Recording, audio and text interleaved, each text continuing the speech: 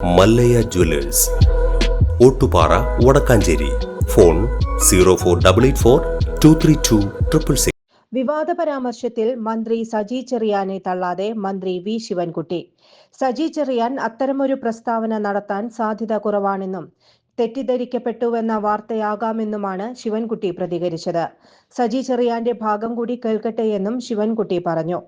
പ്രതിപക്ഷ നേതാവ് V D സതീശനെയും മന്ത്രി പരോക്ഷമായി വിമർശിച്ചു.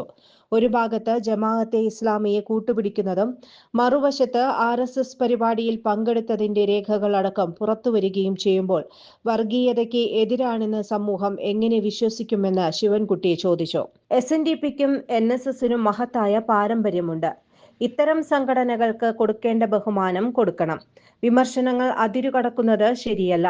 വർഗീയതയെ പ്രോത്സാഹിപ്പിച്ച് താൻ വർഗീയതയ്ക്കെതിരാണെന്ന് പറയുന്നു.